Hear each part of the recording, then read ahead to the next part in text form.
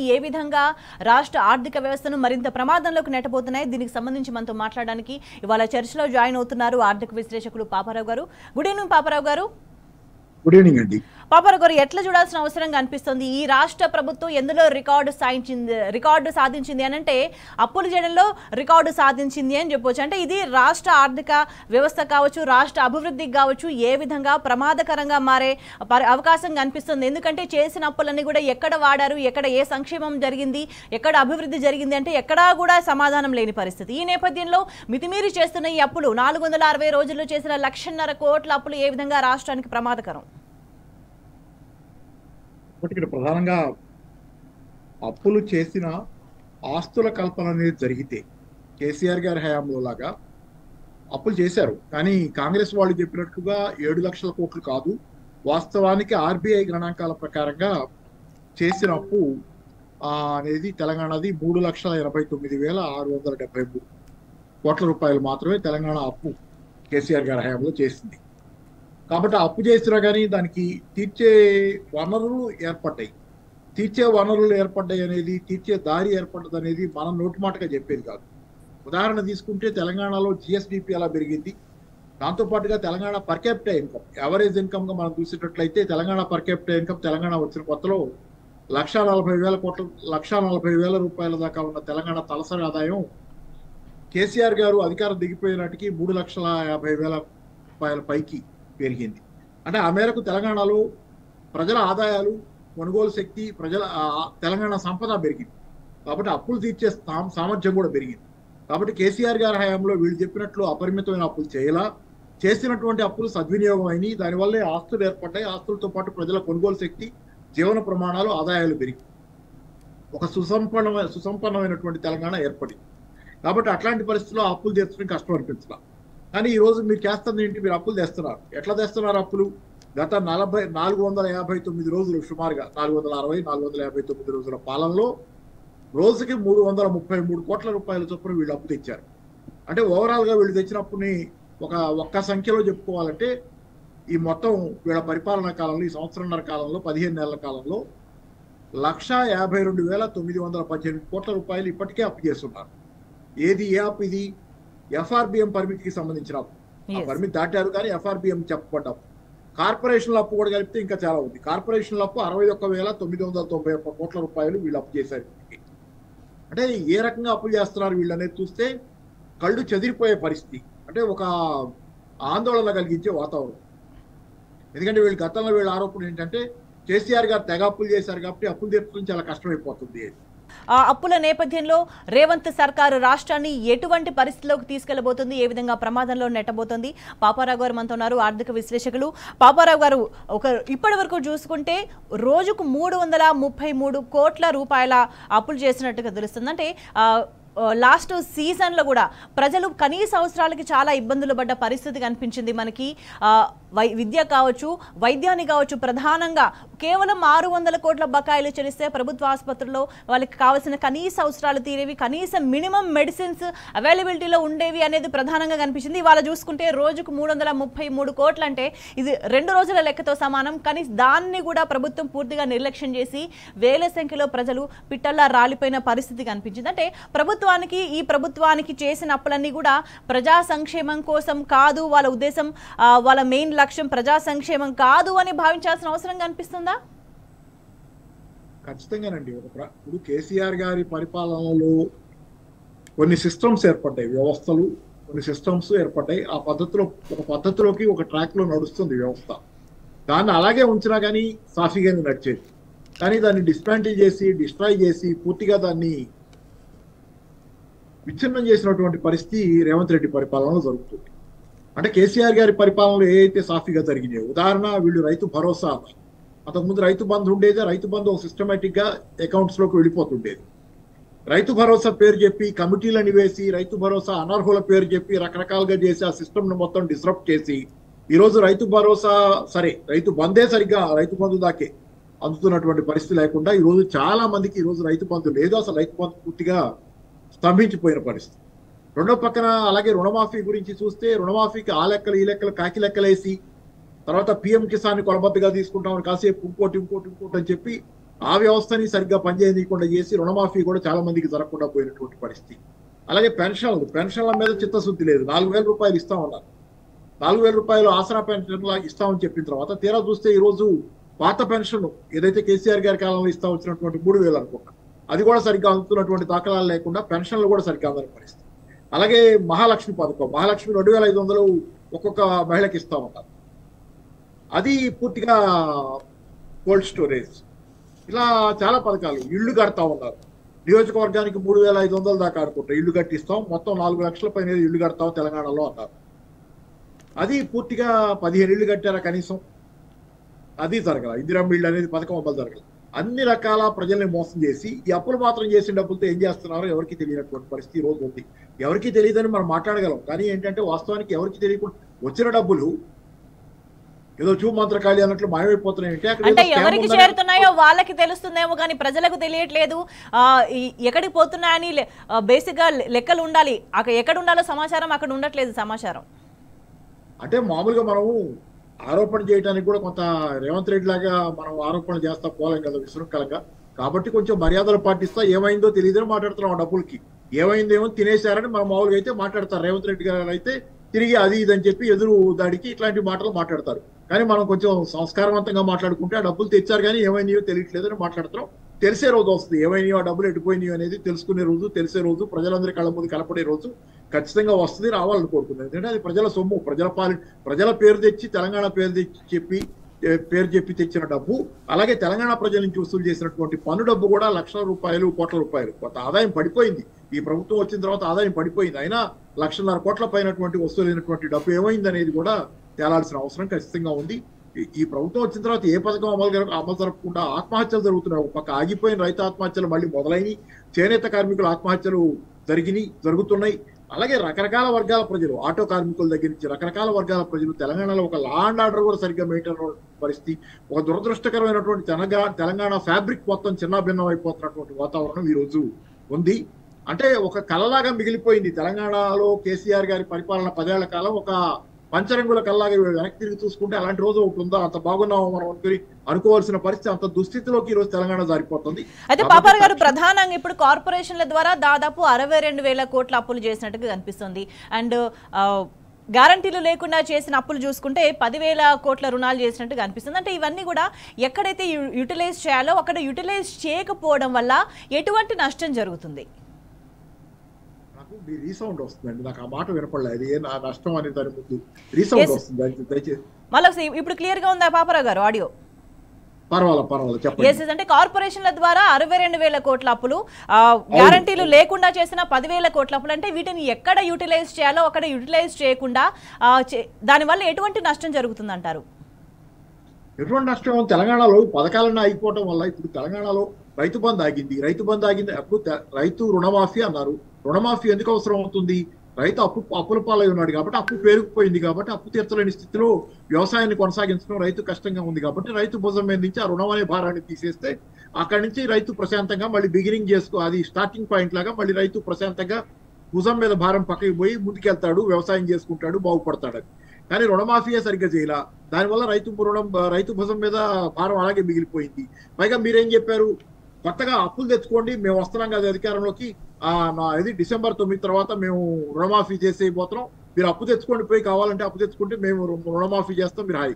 ఆ రకం కొత్త అప్పులు తెచ్చుకున్న వాళ్ళు, అలాగే అప్పులు చెల్లించకుండా వడ్డీ భారం పెరిగిపోయిన వాళ్ళు, ఇవన్నీ భారాలు అదనంగా పడ్డాయి. అదే కాకుండా రైతు బంధు వచ్చినంత కాలం, రైతు బంధు 10,000 రూపాయలైనా వచ్చినంత కాలం ప్రజలకి, రైతాంగానికి వాళ్ళు వ్యవసాయం కోసం విత్తనాల కోసం, ఎరువుల కోసం, పురుగుల మందుల కోసం అప్పులు చేయాల్సిన పరిస్థితి లేదు. దరిదాపుగా ఎకరానికి 10,000 వచ్చినాయి సంవత్సరానికి. దాంతో అవి వాడుకొని విత్తనాలు, పురుగులు, ఎరువుల మందులు కొనుక్కున్నారు. ఆయన చెప్పారు కేసీఆర్ గారు స్వయంగా దాన్ని 12,000కి పెంచుతానన్నారు. ఇప్పుడు ఈయన పెంచినట్టు నటిస్తున్నాడు కానీ ఆయన అసలు స్వయంగా ఆయన చెప్పిన తర్వాత చేతులా పోగొట్టుకున్నటువంటి పరిస్థితి. సరే, ఏదేమైనా కానీ ఏంటంటే ఆయన ఇచ్చారు. అది ఈ రోజు రైతు భరోసాగా చేస్తానని చెప్పి అది లేదు ఇది లేదు రెండు పోయిన తర్వాత కొత్తగా ఈ రోజు రైతులు అప్పులు చేయాల్సిన పరిస్థితి. అదే కాదు, నీళ్లు చూడండి, కాళేశ్వరం నీళ్లు వాడుకోకుండా హరీష్ రావు గారు ఛాలెంజ్ చేసి చెప్పారు, 3 రోజులు టైం నాకు వెనకిస్తే 3 రోజుల్లో అన్ని చోట్లకి నీళ్లు ఇచ్చి చూపిస్తాను కాళేశ్వరం ఇచ్చాడు. మరి మీరు అట్లాంటప్పుడు మీరు ఎందుకు చేయలేకపోతున్నారు? కాంగ్రెస్ ప్రభుత్వం నీళ్లు ఎందుకు ఇవ్వలేకపోతుంది? పొలాలు ఎందుకు ఎండిపోతున్నాయి? రైతాంగం ఎందుకు విలపిస్తున్నారు? పొలాల్లో ఈ మా పొలం కంటి ముందు పొలం ఎండిపోతుంటే తెచ్చి అప్పులు తెచ్చి బోర్లు వేసి పండించిన పంట ఎండిపోతుంటే రైతు విలపిస్తున్నాడు. ఈ రోజు రైతు అగమ్యగోచరంగా ఉంది రైతు పరిస్థితి. ఇది పరిస్థితి రైతాంగం తెలంగాణ. అయితే పాపారావు గారు, ప్రధానంగా తెలంగాణ వనరులను నిరంతరాయంగా ఈ కాంగ్రెస్ అధికారంలోకి వచ్చిన దగ్గర నుంచి వనరులని దోచే కుట్ర జరుగుతోంది, వ్యవస్థలన్నీ కూడా నాశనం చేసే కుట్ర జరుగుతోంది. ఇప్పుడు ప్రధానంగా ఈ అప్పుల రూపంలో కూడా రాష్ట్ర పరిస్థితిని మరింత దిగజార్చే కుట్ర జరుగుతుందని భావించాల్సిన అవసరం కనిపిస్తుంది. ఎందుకంటే కాంగ్రెస్ ఏమో మితిమీరి అప్పులు చేస్తా వస్తుంది, దాన్ని కేంద్రం ఏమో ఎలో చేస్తూ వస్తుంది. అంటే రెండింటి అల్టిమేట్ లక్ష్యం ఏంటంటే తెలంగాణ ప్రయోజనాలు దెబ్బతీయడం అన్న అనుమానాలు కూడా కలుగుతున్నాయి. ఎట్లా భావించాలి వీటన్నిటిని? అంటే ఒకటి తెలంగాణ ప్రయోజనాలను దెబ్బతీయటం అనే అనుమానానికి సంబంధించి ఆస్కారం ఎక్కడి నుంచి వస్తుందంటే చంద్రబాబు అండ్ రేవంత్ రెడ్డి జోడీ.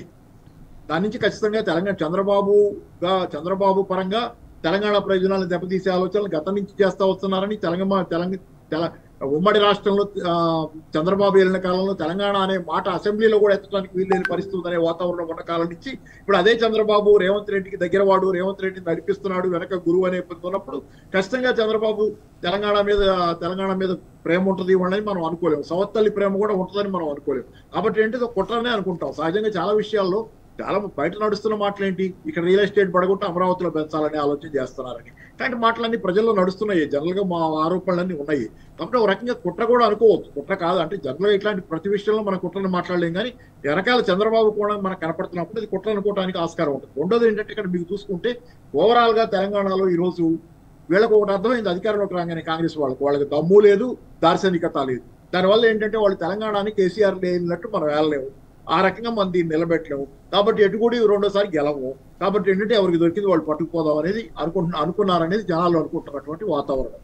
అది బయట ఉన్న పరిస్థితి. ఒక దుర్మార్గమైన అవినీతికరమైనటువంటి వాతావరణం ఉందనేది అంటే బయట చాలా మంది ఇప్పుడు ఆయన ఎవరు మర్చిపోయారు, ఆయన పేరు మర్చిపోయారు, ఆయన డైరెక్ట్ గా ఆరోపిస్తున్నారు. బట్టి విక్రమార్క మీద కూడా ఆరోపణలు చేస్తున్నారు ఆయన విపరీతంగా. గోనె ప్రకాష్ రావు గారు వీడియోలు నడుస్తున్న యూట్యూబ్ లో చాలా భయంకరంగా ఆరోపణలు చేస్తున్నారు. బట్టి విక్రమార్క మీద చాలా గట్టిగానే చెప్పారు ఆయన. కాబట్టి ఏంటంటే ఒక రకంగా ఏంటంటే వీళ్ళకి నమ్మకం లేదు, తమ మీద తమకు నమ్మకం లేదు, తమ ముందు చూపు మీద తమకు నమ్మకం లేదు, తాము చేయగలమని తమకు నమ్మకం లేదు. ఒక నిరాశ నిస్పృహతో అధికారంలో ఏదో గుడ్డేట్గా లాటరీ కొట్టినట్టు అధికారంలోకి వచ్చామని, సరే 5 ఏళ్లు చూసుకుని ఏదో పోదామనే లెక్కలో ఉన్నారనేది అనుకుంటున్నారు. ప్రధానంగా ఈ చేసిన అప్పులన్నీ ఎక్కడికి పోయినా అంటే వినిపిస్తున్న ఇంకొక సమాధానం ఏంటంటే ఢిల్లీ పెద్దల ఖజానా నింపడానికి ఈ డబ్బులన్నీ కూడా వెచ్చించిండ్రు. అందుకని ఇక్కడ ప్రజలను ఎండబెట్టి, తెలంగాణ పంటలను ఎండబెట్టి ప్రజలను ఆత్మహత్యలకు వదిలేసి ఎక్కడ కూడా సంక్షేమం హామీలు ఏవి అమలు చేయకుండా కేవలం కాంగ్రెస్ ఢిల్లీ పెద్దల ఖజానా నింపడానికే ఈ 1,50,000 కోట్ల అప్పులను వినియోగించును అనే ఒక ఆరోపణ చాలా బలంగా వినిపిస్తుంది. ఎందుకంటే ఇతర రాష్ట్రాల ఎన్నికలకు సంబంధించిన నేపథ్యంలో కూడా అనేక సందర్భాలు కూడా తెలంగాణకు సంబంధించిన అసెట్స్ ని వాడినట్టుగా కూడా అనేక ఆధారాలు కూడా కనిపిస్తా వచ్చినాయి. ఎట్లా చూడాలి దీని అన్నిటిని కూడా? అంటే ఇవన్నీ అక్కడ వాళ్ళ ఖజానా నిండినప్పుడు వాళ్ళు ఇంకా పట్టించుకునే ప్రసక్తి ఉండదు కదా. వాళ్ళు నిన్నటిదాకా పట్టించుకోవాలి, వాళ్ళు పట్టించుకున్నట్టుగా కాంగ్రెస్ లోనే బీజేపీ కోవట్లు ఉన్నారని మాట్లాడుతున్నారు. ఇప్పుడు మహారాష్ట్ర ఎన్నికలు అయిపోయిన తర్వాత ఢిల్లీ ఎన్నికలు తమకి ఖజానాలో డబ్బులు కంటిన్యూస్ గా ఫ్లో అవసరం లేదు. ఇప్పుడల్లా ఎన్నికలు లేవు కదా, మళ్ళీ బీహార్ ఏదో ఉన్నదాకా లేవు. కాబట్టి ఇప్పుడు డబ్బులు అవసరం లేదు కాబట్టి తెలంగాణ నుంచి ఫ్లో మనం అనుకోవాలి. దీన్ని బట్టి ఇప్పుడు కొత్తగా నోరు తెరిచి ఏమీ తెలియనట్టు నిన్నటిదాకా ఇక్కడ అసలు ఏమీ జరగన వీళ్ళు చేస్తున్నటువంటి పనులు తమకేం అర్థం కానట్లుగా ఉన్నటువంటి వాళ్ళు డబ్బుల ఫ్లో కావాల్సినప్పుడు ఇప్పుడు డబ్బుల ఫ్లో అవసరం లేదు, ఇప్పుడల్లా ఎన్నికలు లేవు కాబట్టి, లేకపోతే ఖజానాలో నిండా ఇప్పటికే నింపి పెట్టుకున్నారు కాబట్టి కొత్తగా ఏదో కాంగ్రెస్ పార్టీని ప్రక్షాళన చేస్తామని కొత్త ఇన్ఛార్జిని కూడా పంపారు కదా. ఇది ఒక కొత్త డ్రామాకి తెరదీశారు. ఈ రోజు ఏమి తెలియనట్లు, ఇప్పుడు దాకా ఇక్కడ ఏం జరుగుతుందో తెలియనట్లు ఈ ప్రక్షాళన ఏదో ముందే చేయొచ్చు కదా. తెలంగాణ బాగుపడేది, తెలంగాణ కింద దెబ్బలు తగిలేవి కాదు. ప్రక్షాళన ఇప్పుడే ఎందుకు మొదలైంది? నిన్నటిదాకా డబ్బుల ఫ్లో అవసరం అయిందేమో ఢిల్లీకి, అందుకని ప్రక్షాళన అంటే ఇక్కడ నుంచి ఫ్లో ఆగుద్ది కదా. అందుకని ప్రక్షాళన ఇప్పుడు మొదలు పెట్టారు. ఎన్నికలు అయిపోయిన తర్వాత, ఢిల్లీ కూడా అయిపోయిన తర్వాత ఇప్పుడు ప్రక్షాళనని మొదలు పెట్టారు. కాబట్టి ఏంటో ఖచ్చితంగా కాంగ్రెస్ హైకమాండ్ పాత్ర కూడా ఉంది. ఏమీ తెలియనటువంటి అమాయకంగా మొహం పెట్టి రాహుల్ గాంధీ గారు ఇప్పుడు ప్రక్షాళన చేస్తున్నాం, ఇతరులందరిది తప్పు, నేను మాత్రమే స్వచ్ఛంగా ఉన్నానని చెప్పుకోవాలని చూసినా అది నమ్మటానికి ప్రజలు ఎవరు సిద్ధంగా లేరు ఈ రోజు. ఏదంటే అధికారంలోకి రావడానికో లేదంటే అధికారంలోకి వచ్చిన కొత్తలో మరో ఎన్నికల్లో లబ్ధి చేకూరడానికో గత బీఆర్ఎస్ ప్రభుత్వం చేసిన అప్పుల మీద నానా అబద్ధాలు దుష్ప్రచారాలు చేస్తా వచ్చిండ్రు, లబ్ధి కూడా పొందిన మాట వాస్తవంగా కనిపిస్తుంది. కానీ ఇప్పుడు కేవలం 15 నెలల కాలంలో 1,50,000 కోట్లు చేసిందంటే మరి గతంలో బీఆర్ఎస్ చేసిన అప్పుల మీద చూసుకుంటే ప్రజలు చాలా మంచిగా బతికిండ్రు, చాలా సుభిక్షంగా ఉన్నారు, వ్యవసాయం చేసుకున్నారు, విద్య వైద్యం అన్ని విధాలుగా బాగున్నారు. అంటే ఇప్పుడు వీళ్ళు ఇంత ఎత్తున అప్పులు చేసినామని చెప్పేసి ప్రజలను రోడ్డు మీద పడేసినప్పుడు వీళ్ళ మాటలను ఇంకా ప్రజలు నమ్మే పరిస్థితులు కనిపిస్తున్నాయా? అసలు నమ్మటం అనేది ఎక్కడ పోయిందండి. ప్రజలు వీళ్ళని ఎప్పుడు వదిలించుకుందామని చూస్తున్నారు. నమ్మకపోటాల దశ అయిపోయింది. నమ్మకపోటాల దశ ఒక 8, 9 నెలల 10 నెలల క్రితం. ఇప్పుడు కాదు అది. ఇప్పుడు ఎప్పుడు వీళ్ళు వదిలిపోతారని చూసే దశలో ఉన్నారు. ప్రజల గురించి ఇంకా ప్రజలు చాలా పక్కగా లెక్కలో ఉన్నారు. ఇప్పుడు ఏ క్షణాన్ని ఎన్నికలు వచ్చినా కానీ ఎన్నికలు రావాల్సి వస్తే, సరే 5 ఏళ్ల తర్వాత మామూలుగా వస్తాయి కానీ ఎన్నికలంటూ నిజంగా మధ్యలో రావాల్సి వస్తే ప్రజలు సిద్ధంగా ఉన్నారు వీళ్ళు పంపడానికి. కానీ కొత్తగా అనుమానాలు, కొత్తగా ఆలోచనలు ఏం లేవు, శషభిషాలు లేవు ప్రజల్లో. తిట్ల దండకం మాత్రం అందుకుంటున్నారు వీళ్ళ పేరెత్తగానే. కాబట్టి వాళ్ళు నిర్ణయించుకుని ఉన్నారు ప్రజలు ఖచ్చితంగా. అంటే గతంలో కీలకమైన సందర్భాల్లో ఏదైనా సమాధానం చెప్పాల్సిన సందర్భంలో అటెన్షన్ డైవర్షన్ చేసిన సందర్భాలే పూర్తి స్థాయిలో కనిపిస్తూ వచ్చినాయి. ఇప్పుడు నెక్స్ట్ బడ్జెట్ సమావేశాల నేపథ్యంలో కూడా ప్రభుత్వం తరపు నుంచి కొన్ని చెప్పాల్సి ఉంటుంది. మరి ఈసారి ఏం చేస్తారు, ఏం చేసే అవకాశం కనిపిస్తుంది? కేవలం కాంగ్రెస్ ప్రభుత్వం మళ్ళీ ఎలక్షన్ వరకు ఒక టైం పాస్ వ్యవహారమే చేసుకుంటా పోతుందని భావించాల్సిన అవసరం కనిపిస్తుంది. ఎందుకంటే ప్రజలు కూడా లెక్కలు అడుగుతున్నారు, ఏం చేసిండ్రు, మాకేం చేసిండ్రు, ఏం చేస్తారు, ఎప్పుడు చేస్తారు అని కూడా నిలదీస్తున్నారు. అందుకే బడ్జెట్ కి ముందు నుంచే రేవంత్ రెడ్డి గారు మొదలు పెట్టారు కదా, కలిసి అని కొంచెం డిఫెన్స్ లో మాటలు మొదలు పెట్టారు. నేను అమాయకుడిని, నాకేం తెలియదు, నేనేం చేసినా నన్ను తిడుతున్నారని చెప్పి కొంచెం ఆయన ఈ మధ్యకాలంలో నేనేం చేసినా నా తప్పు లేకుండా నన్ను తిడుతున్నారు, ఏదో జరిగితే ఏదో అంటున్నారు నన్ను. కొత్తగా డిఫెన్స్ అందరం కలిసి ఉందాము, అందరం కలిసి పని చేసుకుందాం, ఉత్తరించుకుందాం అంటే బడ్జెట్లు. అంటే ఇప్పుడు ఎట్లా ఉంటుంది అంటే, ఇప్పుడు ఫర్ ఎగ్జాంపుల్ కత్తి యుద్ధం జరుగుతుంది అనుకోండి. కత్తి యుద్ధం జరుగుతున్నప్పుడు రెండో వాళ్ళు మన మీద ఎప్పుడు దాడి చేయగలరు? కత్తికి అందే దూరంలో ఉన్నప్పుడు దాడి చేయగలరు. కానీ మనం గనక దగ్గరగా పోయి వాళ్ళ రెండో శత్రువుని కౌగులించుకుంటే శత్రువు మనల్ని కత్తితో పొడవలేడు. కత్తితో పొడవాలన్నా ఒక డిస్టెన్స్ ఉండాలి మనిషిని పొడవాలంటే. కాబట్టి ఇప్పుడు ఏంటంటే రేవంత్ రెడ్డి గారు ప్రతిపక్షాలను గట్టిగా తన కౌగుల్లోకి తీసుకుంటున్నారు. ఏంటంటే మనందరం ఒకటి కలిసి పనిచేయాలి తెలంగాణ కోసం అనే మాటలు కాంగ్రెస్ పార్టీ నుంచి వినపడుతున్నాయి. ఎందుకంటే బడ్జెట్ ముందు ఇలాంటి మాటలు వాళ్ళకి అవసరం. అసెంబ్లీలో ఎక్స్పోజ్ అవ్వకుండా ఉండాలంటే ఇలాంటి మాటలు అవసరం. శత్రువుని కౌగులించుకోవాల్సిన అవసరం కాంగ్రెస్ పార్టీకి ఈ రోజు ఉంది. ఎందుకంటే శత్రువు నుంచి దూరం మెయింటైన్ చేసి యుద్ధం చేసే స్థితిలో కూడా వాళ్ళు లేరు. ఎందుకంటే వాళ్ళ దగ్గర సత్యం లేదు, వాళ్ళ దగ్గర నిష్ఠ లేదు, వాళ్ళ దగ్గర నిజాయితీ లేదు. కాబట్టి శత్రువుతో పోరాడే స్థితిలో లేరు. కాబట్టి శత్రువుని కౌగలించుకొని దాడి నుంచి తప్పించుకోవాలని చూస్తున్నారు. ఎస్ అంటే పాపర్ గారు, ఇప్పటికే మార్కెట్లో ఒక లిక్విడ్ ఫ్లో లేదు, ఎక్కడ కూడా పనులు జరగని పరిస్థితి, అన్ని వ్యవస్థలు కూడా ఒక స్టాగ్నేషన్లో ఉన్న సిచ్యువేషనే కనిపిస్తుంది. ప్రజల జీవన స్థితిగతుల్లో కూడా చాలా మార్పులు వచ్చిన పరిస్థితులే కనిపిస్తున్నాయి. అయితే ఈ సిచ్యువేషన్లో చేసిన అప్పుల వల్ల ఇప్పటికే నెలకు 10,000 కోట్ల భారం రాష్ట్ర ప్రజల మీద పడుతుంది అని అంటే ఇక ముందు ఎట్లా ఉండబోతుంది? దీని నుంచి బయటపడడం ఎట్లా అని అంటే దానికి ఒక సమాధానం ఏమైనా ఉందా? కష్టం అండి. అంటే కాంగ్రెస్ ప్రభుత్వాన్ని ముందు ఇప్పుడు అయ్యిందేదో డ్యామేజ్ అయ్యింది. ఇక ముందు డ్యామేజ్ జరగకుండా ఉండాలంటే ఈ మధ్య ఏదో వినపడుతున్నాయి, రేవంత్ రెడ్డిని హైకమాండ్ తొలగించబోతుందనో లేకపోతే రేవంత్ రెడ్డి మీద దృష్టి పెట్టిందనో.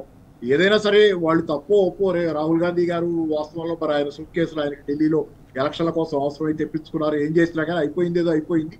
తెలంగాణను ఆదుకోవాల్సిన బాధ్యత, తెలంగాణ ఇచ్చాం అని పదే చెప్పుకుని తెలంగాణ చచ్చిందాక ఈరోజు హింస పెడుతున్నటువంటి పరిస్థితి కాంగ్రెస్ పార్టీ చేస్తుంది.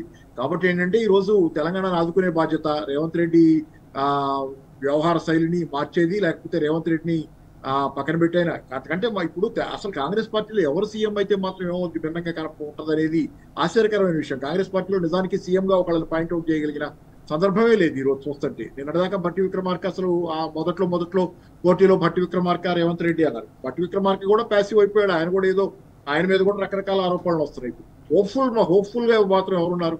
కాబట్టి కాంగ్రెస్ పార్టీ పరిపాలన ఈ రోజు దుష్పరిపాలనగా మారింది. కాబట్టి వాళ్ళ హైకమాండ్ దృష్టి పెట్టి ఏదైనా కొంత తెలంగాణ ప్రజల్ని కొంత ఈ దాడి నుంచి కొంచెం కాపాడే బాధ్యత హైకమాండ్ మీదే ఉంది. లేకపోతే శాశ్వతంగా తెలంగాణలో చెల్లు చిట్టి పడుద్ది కాంగ్రెస్ పార్టీకి అన్నది మాత్రం నిజం. వాళ్ళు ఏదో అనుకుంటున్నారు ఇప్పుడు కాంగ్రెస్ ఆర్ బీజేపీ ఉండాలి, మధ్యలో ఇంకెవరు ఉండకూడదు అనేది వాళ్ళిద్దరు ఉద్దేశం. అంటే గల్లీ గల్లీలో తిరిగి ఓట్లు అభ్యర్థించి ఓట్లు వేయించుకున్నప్పుడు హైకమాండ్ కి ఖచ్చితంగా బాధ్యత ఉండదు. కానీ అనేక సందర్భాలు వచ్చినాయి, అనేక సమస్యలు వచ్చినాయి. రాష్ట్రంలో ఎంత దారుణమైన పరిస్థితులు ఉన్నా కూడా హైకమాండ్ నుంచి కనీసం ఒక్క మాట కూడా లేదు. ఇక్కడ నిరుద్యోగుల దగ్గర నుంచి మొదలుకొని ఎవరెవరైతే వాళ్ళ మీద హోప్ పెట్టుకున్నారో, రాష్ట్ర నాయకత్వం మీద ఒక హోప్ లేనప్పుడు జాతీయ నాయకత్వం మీద రాహుల్ గాంధీ వచ్చి స్వయంగా మాట్లాడినప్పుడు ఎవరైతే హోప్ పెట్టుకున్నారో వాళ్ళు ఎక్స్పెక్ట్ చేసినా కూడా వాళ్ళని అరెస్టులు చేసినా, రోడ్ల మీద ఈడ్చుకుని పోయినా, వాళ్ళు ఎన్నిసార్లు ఏ విధంగా కాంటాక్ట్ చేసే ప్రయత్నం చేసినా కనీసం చీమ గుట్టినట్టు కూడా హైకమాండ్ వ్యవహరించని పరిస్థితులే మనకి చాలా క్లియర్ గా కనిపిస్తున్నాయి. ఇప్పుడు పర్టికులర్ గా వాళ్ళకి లబ్ధి చేకూర్చే అంశం ఇది. ఆర్థిక అంశం, అప్పులన్నీ కూడా ఎక్కడ పోతున్నాయంటే ఢిల్లీ ఖజానా నింపడానికి పోతున్నాయన్న నేపథ్యంలో నిజంగా హైకమాండ్ స్పందించే అవకాశాలు ఉన్నాయా? నిజంగా రాష్ట్ర ఆర్థిక పరిస్థితి దిగజారిపోతుంది, మనం కాపాడాలి అన్న ఒక సోయి ఉంటుందని కనీసం ఒక హోప్ పెట్టుకునే వాతావరణం ఉందా పాపారావు గారు? అంటే నిద్రపోయే వాళ్ళని లేపొచ్చండి, దొంగ నిద్రపోయే వాళ్ళని లేపలేం కదా. కాంగ్రెస్ హైకమాండ్కి ఇప్పుడు కాదు, ఎప్పటి నుంచో అన్ని తెలుసు. కానీ తెలిసి తెలియనట్లు ఎందుకుందంటే ఇక్కడి నుంచి వెళ్తున్న సూట్ కేసులని మనం అనుకోవాలి. కానీ ఇప్పుడు ఆ సూట్ కేసుల అవసరం బహుశా తాత్కాలికంగానైనా తీరిందని మనం ఆశించాలి. ఎందుకంటే బహుశా ఆ అవసరం తీరితే తాత్కాలికంగా ఢిల్లీ ఎలక్షన్ల తర్వాత ఇప్పటికిప్పుడు సూట్ కేసుల అవసరం లేకపోతే గనక తెలంగాణ కాస్త ఊపిరి పీల్చుకునే అవకాశాన్ని ఇస్తుంది తెలంగాణ హైకమాండ్, అది కాంగ్రెస్ హైకమాండ్ అని మనం ఆశించాలి. అంతేగాని ఇప్పుడు వాళ్ళకేం తెలియక కాదు, కాంగ్రెస్ హైకమాండ్కి అన్నీ తెలుసు, మొదటి నుంచి కూడా తెలుసు. అన్ని తెలిసి కూడా ఏమీ తెలియనట్లు దొంగ నిద్ర నటిస్తున్నటువంటి పరిస్థితి. అక్కడ నిరుద్యోగులు కలిసి అశోక్ నగర్ లో నిరుద్యోగులు కలిసి అలాగే బావర్చి బిర్యానీ తిని ట్రైన్కి వెళ్ళిపోయినంత తేలిగ్గా వదిలేశారు తెలంగాణని. అలాగే తెలంగాణ యోజనల భవిష్యత్తు ఎవరైతే బస్సులు వేసుకున్న రోజు వీళ్ళని నమ్ముకొని కేసీఆర్ గారికి వ్యతిరేకంగా తిరిగి కేసీఆర్ గారి ప్రభుత్వాన్ని నష్టపరచడంలో పావులుగా మార్చుకున్నారు వీళ్ళని, యోజనల్ని. వాళ్ళందరినీ ఈ రోజు బలిపేట ఎక్కించి వాళ్ళని ఇబ్బంది పెడుతున్నారు. రెండో పక్కన మీరు చూడండి, ఇంకో వాగ్దానం, కనీసం ఉద్యోగాలు ఇవ్వకపోయినా నిరుద్యోగ భృతి వాగ్దానాన్ని ప్రియాంక గాంధీ చేస్తే అది అసలు ఆ వాగ్దానమే చేయలేదని భట్టి విక్రమార్క గారు అసెంబ్లీ సాక్షిగా చెప్పగలిగినంత స్థాయికి, అధమ స్థాయికి దిగజారిపోయినటువంటి పరిస్థితి వీళ్ళ దగ్గర ఉంది. మనం ఏం చేయగలం? దానికి నిద్రపోయేవాళ్ళం లేపొచ్చు, నిద్రపోతున్నట్టు నటించే వాళ్ళని లేపలేం. కాబట్టి కాంగ్రెస్ పార్టీ అనేది ఈ రోజు మేలుకుంటే కనీసం డ్యామేజ్ తగ్గుద్ది. అంత తప్పితే కాంగ్రెస్ పార్టీ బ్రహ్మాండంగా దీన్ని పట్టాలు ఎక్కించి మళ్ళీ సరిగ్గా గాడిలో పెట్టగలిగిన స్థితి, శక్తి కాంగ్రెస్ పార్టీకి లేదు. వాళ్ళు స్వాభావికంగానే వాళ్ళకి ఆ స్థాయి కూడా లేదు. కేవలం ఏంటంటే తాత్కాలికంగా ఈ డ్యామేజ్ ఇంకా జరగకుండా మాత్రమే వాళ్ళు ఏమైనా చేస్తే చేయగలరు. అంటే రాష్ట్రాన్ని ఆర్థికంగా నష్టపరిచినప్పుడు దాని పరిణామాలు, ఇంపాక్ట్ అంతా కూడా ప్రజలు ప్రత్యక్షంగా ఎదురు చూస్తున్న, ఎక్స్పీరియన్స్ చేస్తున్న సందర్భంలో వాళ్ళంతా కూడా క్వశ్చన్ చేస్తున్న పరిస్థితులే కనిపిస్తున్నాయి. ఇప్పటికీ పరిస్థితి చేయి దాటిపోయింది అని చెప్పొచ్చు. ఎందుకంటే ఇంకోవైపు కమిషన్లు తీసుకుంటున్నారంటూ కాంట్రాక్టర్లు అంతా కూడా వాళ్ళంతా కూడా వచ్చి ఆందోళన చేసిన పరిస్థితి, బహిరంగంగా మీరు కూడా అన్నారు ఇంకా అనేక మంది అనేక ఆరోపణలు చేస్తున్న పరిస్థితి కనిపిస్తుంది. ఏదేమైనా సరే ఏంటంటే కేవలం గడిచింది 15 నెలలు మాత్రమే. నిజంగా ప్రజలు ఎప్పుడు వీళ్ళని వదిలించుకుందామని ఆలోచిస్తున్నప్పటికీ కూడా సమయం గడవాల్సిన అవసరం ఉంటుంది. వీళ్ళు కొన్నిటికి సంబంధించి క్లారిఫికేషన్స్ ఇవ్వాల్సిన అవసరం ఉంటుంది. అంటే ఇప్పటికే వచ్చిన ప్రజా వ్యతిరేకత నేపథ్యంలో చాలా సక్సెస్ఫుల్ గా ప్రజలకు ఇచ్చిన హామీలను మరచడంలో, హామీల నుంచి పక్కకు వెళ్లడంలో, ప్రజలను ఇగ్నోర్ చేయడంలో, సమస్యలు ఇగ్నోర్ చేయడంలో సక్సెస్ఫుల్ గా ముందుకు పోయింది కాంగ్రెస్ అని చెప్పొచ్చు. కానీ అల్టిమేట్ గా దాని నుంచి ప్రజల బాధ్యత నుంచి తప్పించుకునే అవకాశం కనిపిస్తుందా? అంటే ఎస్కేప్ ఛాన్సెస్ కనిపిస్తున్నాయా? అసలు కాంగ్రెస్ ఎస్కేప్ అవ్వగలదా తెలంగాణ ప్రజలకు చేసిన అన్యాయం నుంచి? ఇక్కడ తెలంగాణ ప్రజలకు చేసిన అన్యాయం, సూట్ కేసులు తీసుకెళ్లారు, వాని వ్రతం జడ్డా ఫలితం దక్కనట్లుగా వీళ్ళు ఈ సూట్ కేసులు తీసుకెళ్లి ఒక రాష్ట్రంలోనే గెలవగలిగారా? హర్యానాలో ఓడిపోయారు. ఈ డబ్బులన్నీ ఖర్చు పెట్టి ప్యాకాటలో పోగొట్టినట్టు తెలంగాణ జన జీవితాన్ని వీళ్ళని కొల్లగొట్టి తీసుకెళ్లినటువంటి డబ్బు ఆఖరికి ప్యాకాటలో పోగొట్టినట్టు వీళ్ళు మహారాష్ట్ర ఎన్నికల్లో ఓడిపోయారు, హర్యానాలో ఓడిపోయారు, ఢిల్లీలో చిత్తుగా ఓడిపోయి నేను అనుకుంటున్న డిపాజిట్లు కూడా చాలా చోట్ల వచ్చి ఉండవు. ఇట్లా అంటే ఒక రకమైనటువంటి ఒక దుర్మార్గమైన ఎజెండాలో తెలంగాణ ప్రజల్ని బలిపెట్టారు. ఉన్న ఒక రాష్ట్రం దీన్ని బలిపెట్టారు. అలాగే కర్ణాటకలో కూడా కొనారెండుతున్నారు జనం. సరే, ఇది ఇంకా దీనికంటే బీజేపీ ఇంకా వరస్ట్ ఉందేమో, ఆ మాత్రం నడుస్తుంది ఆ ప్రభుత్వం. కానీ ఓవరాల్గా ఏంటంటే ఈరోజు తెలంగాణలో ప్రజల పరిస్థితి, వాళ్ళకి 4 ఏళ్లను తలుచుకుంటేనే భయంగా ఉంది. ఇంకా 3.5 ఏళ్ల పైన, 3 సంవత్సరాల 9 నెలలు ఈ కాలాన్ని తలుచుకుంటేనే భయాందోళనగా ఉంది. ఇంతకాలం ఇంకా భరించాలా? వీళ్ళని భరిస్తే మనం బతకగలవా? మన జీవితాలు ఏమవుతాయి అనేది ఈ రోజు ప్రశ్న. కాబట్టి ఇప్పటికైనా రాహుల్ గాంధీకి జ్ఞానోదయం కావాలని మాత్రమే మనం కోరుకోగలం. దేవుడిని నమ్మేవాళ్ళు ప్రార్థించగలరు. అంతమాత్రం మనం చేయగలిగింది ఏమి లేదు ఇట్లాంటి వాళ్ళ విషయంలో. కాబట్టి ఏంటంటే పోరాడుతుంది బీఆర్ఎస్ పార్టీ దీని మీద, అడుగడుగునా పోరాడి ప్రతిఘటిస్తుంది కాబట్టి బీఆర్ఎస్ ఈ మాత్రమైన పరిస్థితి ఇక్కడికైనా ఆగింది అని అనుకోవచ్చు. రైట్, థ్యాంక్ యూ పాపారావు గారు. అంటే ప్రజలకు అప్పులకు సంబంధించి కాదు, అనేక అంశాలకు సంబంధించి సమాధానాలు చెప్పాల్సిన బాధ్యత ఉన్నప్పటికీ కూడా ఇప్పటికిప్పుడు తప్పించుకునే ప్రయత్నాలు చేసినా కూడా అల్టిమేట్ గా తెలంగాణ ప్రజలకు చేస్తున్న అన్యాయం నుంచి కాంగ్రెస్ తప్పించుకునే అవకాశాలు మాత్రం కనిపించలేదు. That's all for now. Stay tuned.